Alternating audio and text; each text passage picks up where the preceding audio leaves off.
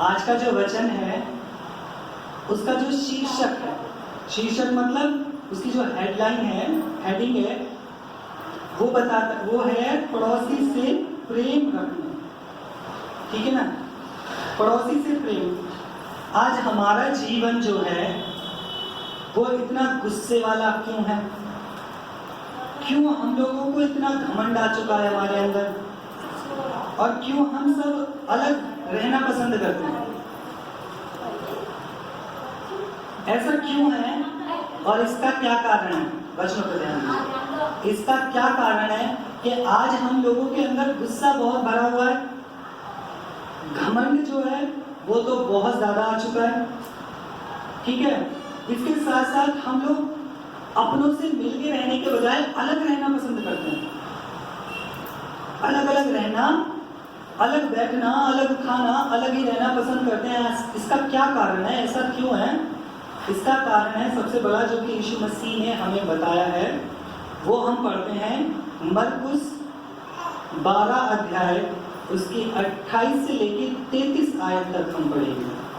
मरकुस 12 अध्याय 28 से लेके 33 तक सभी लोग निकालेंगे। मरकुस रचित सुसमाचार उसका 12 अध्याय उसकी 28 आयत से। शास्त्रियों में से एक ने आकर उन्हें विवाद करते सुना और यह जानकर कि उसने उन्हें अच्छी रीति से उत्तर दिया, उससे पूछा, सबसे मुख्य आज्ञा कौन सी है? यीशु ने उससे उत्तर कहता है कि जब तक ये सब बातें ना हो लेगी। नहीं, देखो कहाँ पहुँच गए तुम, बहुत आगे पहुँच गई। यह सब आज्ञाओं में से ये मुख्य है। हे इस्राएली सुन, प्रभु हमारा परमेश्वर एक ही प्रभु है और तू प्रभु अपने परमेश्वर से अपने सारे मन से और अपने सारे प्राण से और अपनी सारी बुद्धि से और अपनी सारी शक्ति से प्रेम रखना। और दूसरी ये है, तू अपने पड़ोसी से अपने समान प्रेम रखना। इससे बड़ी और कोई आज्ञा नहीं। ठीक है, वचन में हमने पढ़ा है कि वचन यहाँ पढ़ा कि यीशु मसीह, उनके चेले, वहाँ पर कुछ बातचीत चल रही है। ठीक है, उस टाइम पर एक फरीसी लोग वहाँ पर आए। एक कौन आया? एक फरीसी वहाँ पर आया। वो आने के बाद यीशु देखता है कि यीशु ने, इस आदमी ने इन लोगों को एक बहुत अच्छा उत्तर दिया, सही उत्तर दिया। देखता हूँ मेरा भी उत्तर ये सही दे पाएगा कि नहीं। चलो मैं भी ट्राई करके देख लेता हूँ। कहते ना बहुत से लोग, अरे चलो ट्राई करने में क्या जा रहा है, यीशु मसीह को ट्राई करके देख लेना, ठीक हो गए तो भैया सही, ना हुए तो कोई और है ही। आज यीशु मसीह को भी हम लोग ट्राई करके फिर रहे हैं, जबकि वो तो अनंत जीवन देने वाला है। हम यीशु मसीह को इसलिए नहीं मान रहे कि हमारी बीमारियां ठीक हो जाएं, हमारी परेशानियां दूर हो जाएं, हमारे रोगों से हमें चंगाई मिल जाए, हमारी मुसीबतें दूर हो जाएं। नहीं, ये तो छोटे से काम है। यीशु मसीह को माना आज इसलिए जा रहा है और हम इसलिए मान रहे हैं कि हमें अनंत जीवन का सुख मिले। अनंत जीवन मतलब समझ रहे हो कि नरक की आग में जो हम जलने वाले थे ना, हमें उससे छुटकारा मिल गया, क्योंकि मैं यीशु को अपने मन से मान रहा हूँ। हमें ट्राई नहीं करना, जैसे ये ट्राई कर रहा है कि मैं भी ट्राई करके देख लूँ, अगर मेरा सवाल सही दे दिया तो अच्छी बात। तो ये फरीसी आता है और कहता है कि हे गुरु, मुझे ये बताओ कि पवित्र शास्त्र मतलब बाइबल में सबसे मुख्य आज्ञा, मतलब सबसे मेन, सबसे बड़ी आज्ञा, नंबर 1 वाली आज्ञा कौन सी है? यीशु मसीह ने उससे उत्तर दिया। देखो, सब आज्ञाओं में से मुख्य ये है, हे इस्राएल सुन, प्रभु हमारा परमेश्वर एक ही है, प्रभु है, और तू प्रभु अपने परमेश्वर से अपने सारे मन और अपने सारे प्राण, से और अपनी सारी बुद्धि से और अपनी सारी शक्ति से प्रेम रखना। तो कहते हैं देखो पहली आज्ञा क्या है? पहली आज्ञा, सबसे मुख्य आज्ञा जो बाइबल में है वो ये है कि हमारा परमेश्वर एक है। हमें अपने उस परमेश्वर से अपने सारे प्राण से ज्यादा प्रेम रखना है, अपने सारे कामों से ज्यादा प्रेम रखना है। भैया आज चर्च में जा रहे थोड़ा सा काम है, हमें कामों से भी ज्यादा प्रेम परमेश्वर से रखना है, ठीक है? अपने प्राण से भी ज्यादा प्रेम परमेश्वर से रखना है। अपनी बुद्धि, मेरी बुद्धि नहीं चलानी, परमेश्वर से प्रेम रखता हूँ, परमेश्वर के ज्ञान से सीखूंगा मैं। हमें क्या करना है? सारी बातों में सबसे उच्च जो स्थान देना है वो परमेश्वर को देना है। यीशु मसीह कहते हैं पर इसके जैसी ही दूसरी आज्ञा है। 31 में वो कहता है और दूसरी ये है तो अपने पड़ोसी से अपने समान प्रेम रखना, इससे बड़ी और कोई आज्ञा नहीं। मतलब दूसरी आज्ञा उन्होंने बता दी तो अपने पड़ोसी से अपने समान प्रेम रखना, लेकिन आज तो मैं अपने पड़ोसी से अपने समान तो बहुत दूर, जो मेरा दुश्मन है ना उससे भी ज्यादा दूर। जो मेरा दुश्मन है 24 घंटे मेरे गले पे छुरी लग के बैठा रहता है, मैं उससे भी ज्यादा नफरत तो अपने पड़ोसी से करता हूँ। एक बार को उससे मिल जाऊंगा लेकिन पड़ोसी से नहीं मिलूंगा। क्यों? ये मेरा दुश्मन है, इससे मेरी लड़ाई है। क्योंकि हमने क्या कर रखा है? प्रेम करना तो छोड़ दिया है। और बाइबल कह रही है कि जो अपने पड़ोसी ये नहीं है कि मेरे जो घर के बगल में रहता है वही मेरा पड़ोसी है,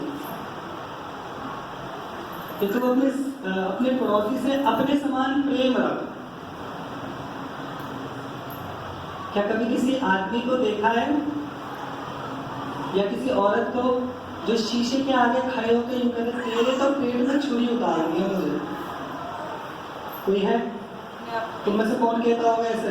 शीशे के आगे खड़े होकर गंदी गंदी गालियां देना, शीशे में खड़े होकर, या उसको छुरी मारने की धमकी देना। कोई कह सकता है?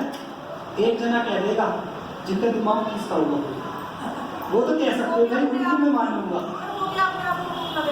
और वो भी शीशे में देखेगा तो एक बार कहेगा, 2 बार कहेगा, फिर वो भी समझ जाता है कि ये तो मैं ही हूँ, ये तो मैं ही हूँ।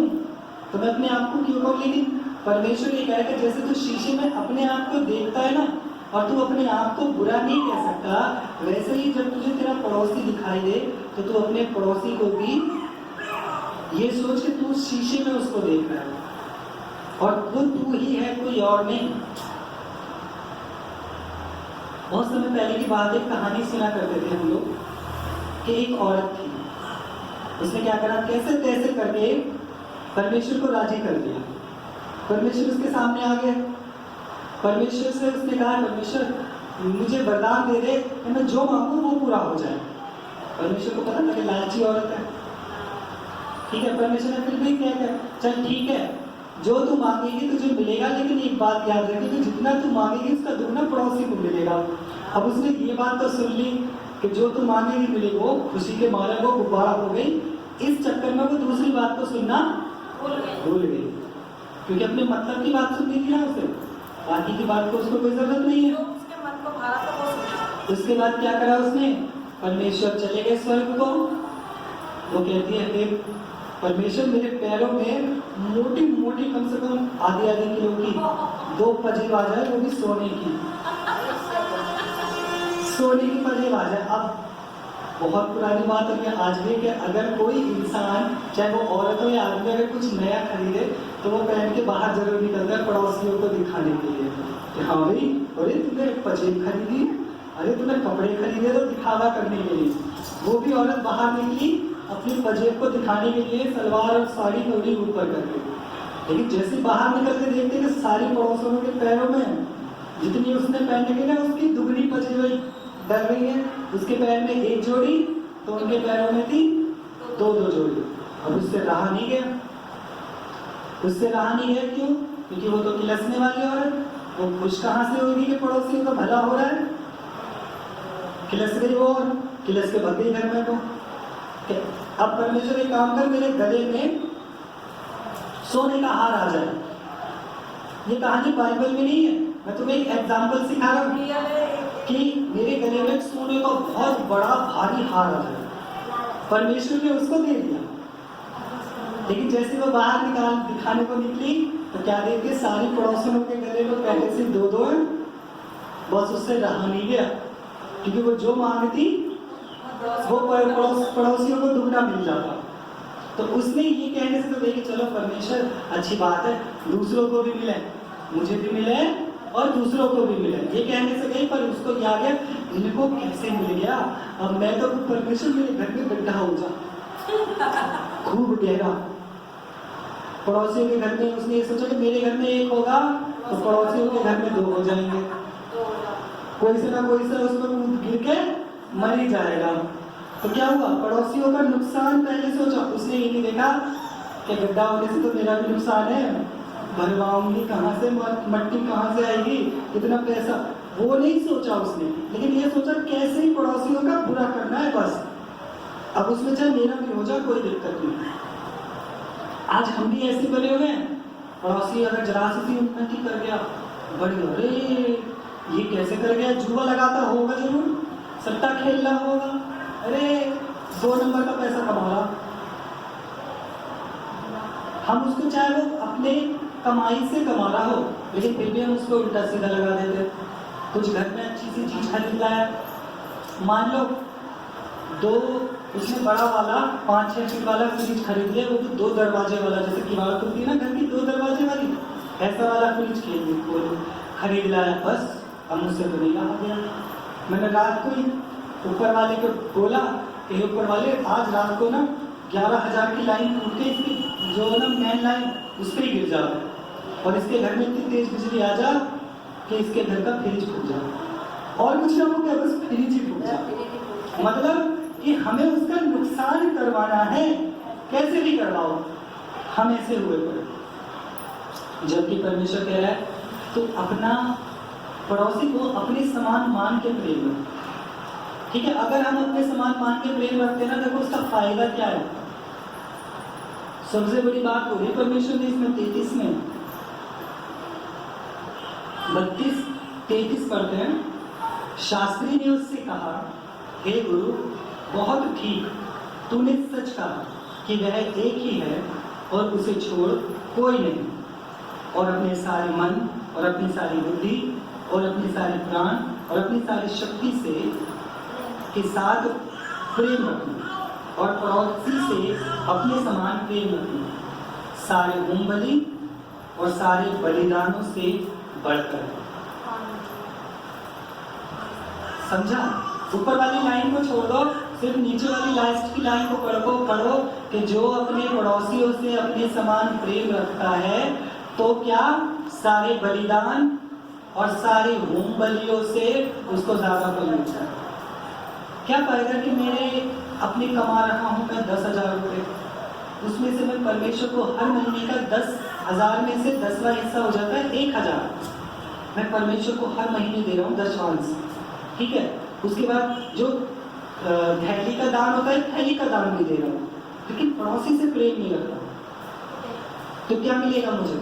वो मेरा देना व्यर्थ का जाएगा। और अगर एक बार को मैं दान नहीं दे रहा, परंतु अपने पड़ोसी से अपने समान प्रेम रख रहा हूँ, उसकी हर मुसीबत परेशानियों में उसके काम आ रहा हूँ, तो मैं दान देकर 1 गुना कमाता ना, वो मैं पड़ोसी से प्रेम रख के 100 गुना कमा रहा हूँ। लेकिन हम वो ही करना भूल चुके हैं, क्योंकि आज हमारे अंदर प्रेम की भावना खत्म हो चुकी है। यीशु मसीह के प्रेम के बारे में देखो, तो अगर हम देखना चाहें तो यीशु मसीह के प्रेम से सीख सकते हैं। यीशु मसीह का प्रेम देखो कि जब परमेश्वर को पता चला कि सारे लोग नरक के भागी बन चुके हैं, इनको पक्का नरक में जाना है, तो परमेश्वर ने हमसे प्रेम किया और अपना एक लौता पुत्र हमें दे दिया, ताकि उसके बलिदान चढ़ने से हम लोग अपने सारे पापों से मुक्त हो जाए। यीशु को सारी बातें पता थी कि मेरे समय क्या क्या होने वाला है, किसकी वजह से, इन लोगों की वजह से। उसको सारी बातें पता थी, किसकी वजह से मैं क्रूस पे चढ़ाया जा रहा हूँ, इन लोगों की वजह से। गतसमनी बाग में यीशु से प्रार्थना करे, प्रभु हो सके तो मुझसे ये प्याला मोड़ दे, क्योंकि मेरी आत्मा तो तैयार है परंतु शरीर तैयार नहीं। लेकिन फिर भी कहा, परंतु मेरी नहीं, जो तुम्हारी इच्छा है वो पूरी हो। वो चाहते तो जब गत्समनी बाग में उनको पकड़ा जा रहा था, वो तभी अपने 12 टोली स्वर्गदूतों की बुलाकर वहां से चले जाते और कहते थे कोई बात नहीं, मैं भी इनसे प्यार नहीं रख रहा। लेकिन उसका प्यार देखो कि उसने हमसे ऐसा प्यार किया कि अपने प्यार को दिखाने के लिए उसने हमारे लिए, ताकि हम नरक में नहीं जाएं, क्रूस पर चढ़ के कीले ठोकी जा रही है, कांटों के हार बनाए जा रहे हैं, कोड़े मारे जा रहे हैं, फिर भी यूँ कह रहे हैं प्रभु इन्हें क्षमा कर, ये नहीं जानते क्या कर रहे हैं। और हमें कोई आज तू कह दे तो मुझसे चिपटने को तैयार हो जाएंगे। माफ करना तो हम भूल चुके हैं, क्योंकि हमारे अंदर से प्रेम वाली जो भावना होती है ना, डॉक्टरों की बात में आ जाओ, थोड़े साइंटिस्ट जो प्रेम वाले वो होते ना, कीटाणु जीवाणु मत मार दिए हमने, आज हमने वो सब मार चुके हैं, क्योंकि जब तो हमारे अंदर प्रेम वाली बातें आएंगी नहीं, हमें उन्हें जिलाना है, जिंदा करना है, क्योंकि परमेश्वर कहता है एक दूसरे से प्रेम रखो। अगर हम पड़ोसियों से प्रेम नहीं रखेंगे तो क्या करेंगे? अगर प्रेम के बारे में और जानना है ना, तो निकालो उत्पत्ति की किताब 18 अध्याय,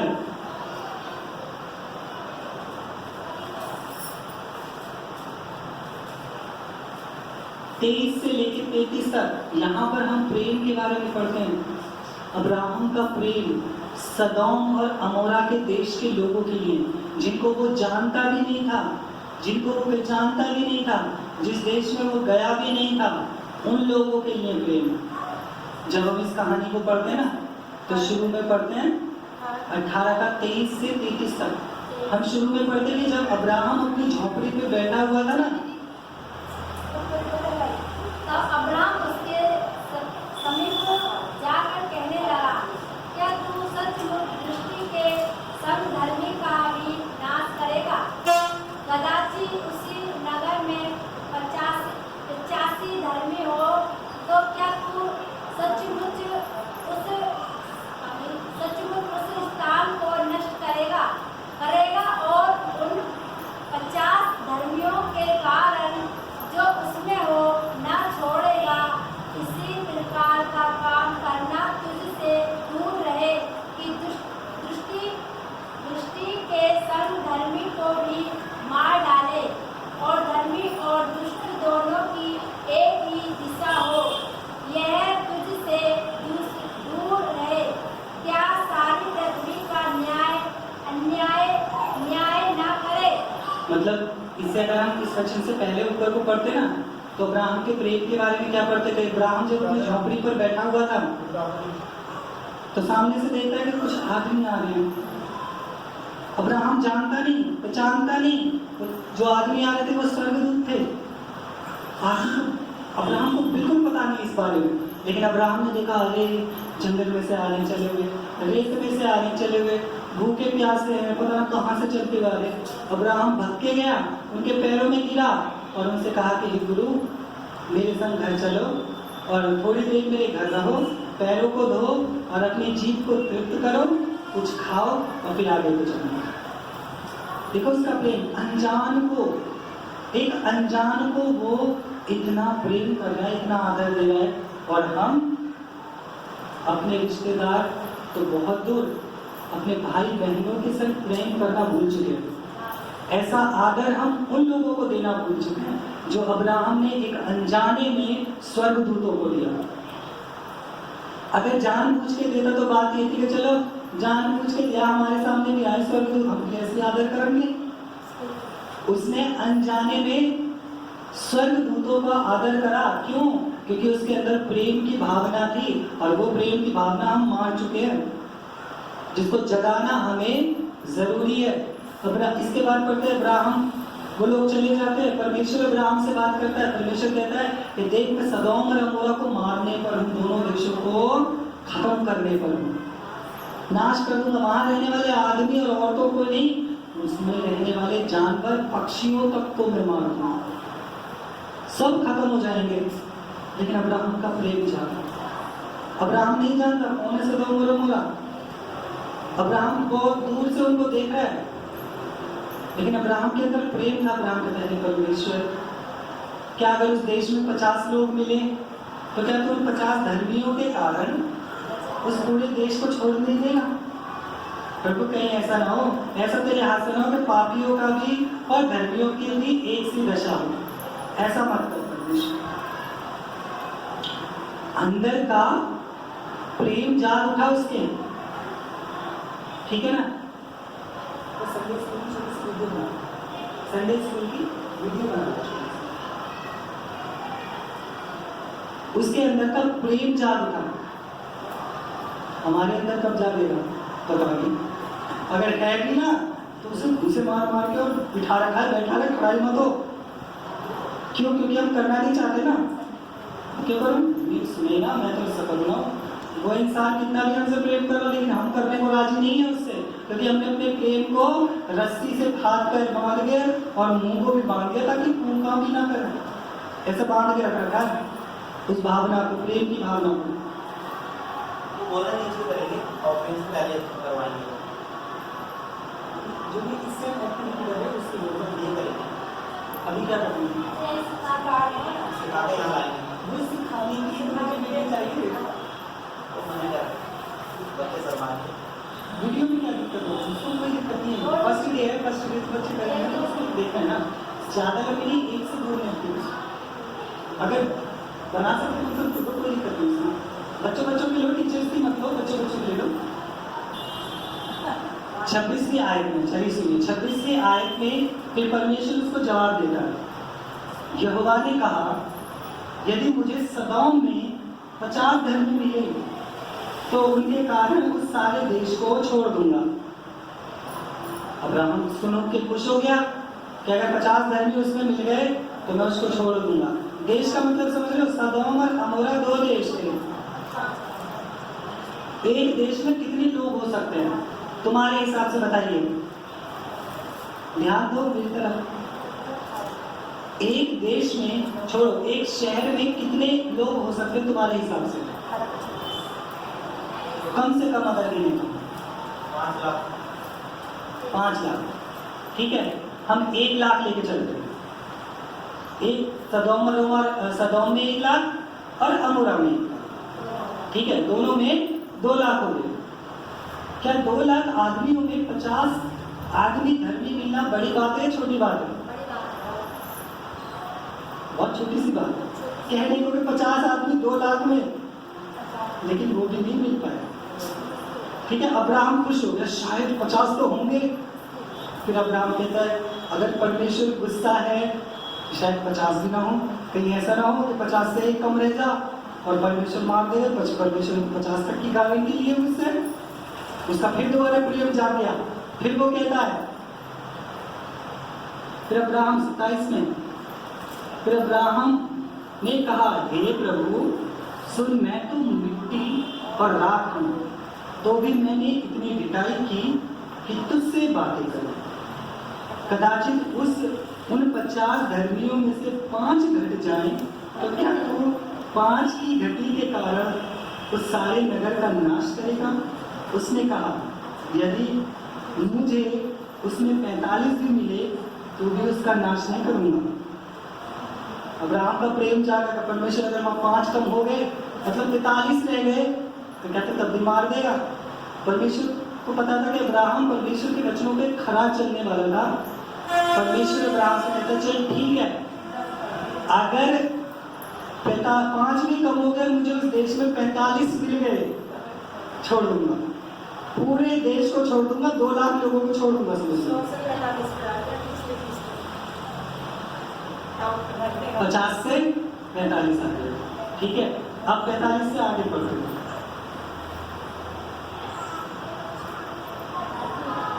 29 पढ़ेंगे।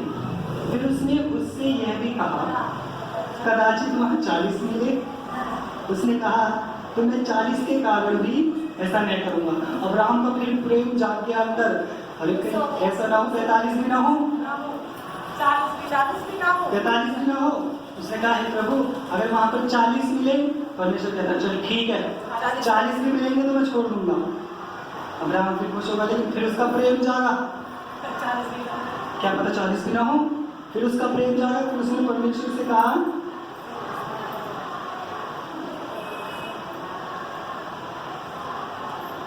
में उसने कहा, हे प्रभु क्रोध ना कर, तो मैं कुछ और कहूँ, कदाचित उसमें 30 मिले। उसने कहा, यदि मुझे वहाँ 30 भी मिले तो भी ऐसा मैं करूँगा। अब्राहम का फिर प्रेम जाग गया। परमेश्वर अगर 40 की जगह वहाँ पे 30 मिल गए तो परमेश्वर कहता, चल ठीक है, 30 भी मिलेंगे, मैं छोड़ दूंगा पूरे देश को, दोनों के दोनों देश को। हमने हिसाब लगाया 1-1 लाख का, पता नहीं कितने लोग होंगे वहाँ, उससे ज़्यादा भी हो सकते हैं, कम भी हो सकते हैं, लेकिन पहले की जनसंख्या बहुत ज़्यादा थी, ज़्यादा भी हो सकते हैं। ठीक है, परमेश्वर ने फिर उससे कह दिया, चल ठीक है, अगर 30 भी मिले मैं छोड़ दूंगा, पूरे देश को माफ कर दूंगा। फिर अब्राहम नहीं माना, उसको नहीं चैन मिला। फिर उसने अपना प्रेम दिखाया। फिर अब्राहम परमेश्वर से कहता है 31 में, फिर उसने कहा, हे प्रभु सो मैंने इतनी रिटाई की तो की है कि तुझसे बातें करूँगा, कदाचित उसमें 20 मिले। उसने कहा, मैं 20 के कारण भी नाश नहीं करूँगा, उसका नाश नहीं करूँगा। मतलब फिर उसका प्रेम जागा, उसने कहा पता नहीं 30 मिले ना मिले, 30 मिले ना मिले। उसने कहा, परमेश्वर क्या पता मतलब 30 होना हो, अगर 20 हुए, परमेश्वर अगर ठीक है, तेरे कहने से अगर 20 भी मिलते हैं तो 20 के 20 को माफ कर दूंगा। 20 के 20 की वजह से भी माफ हो जाएंगे सारे।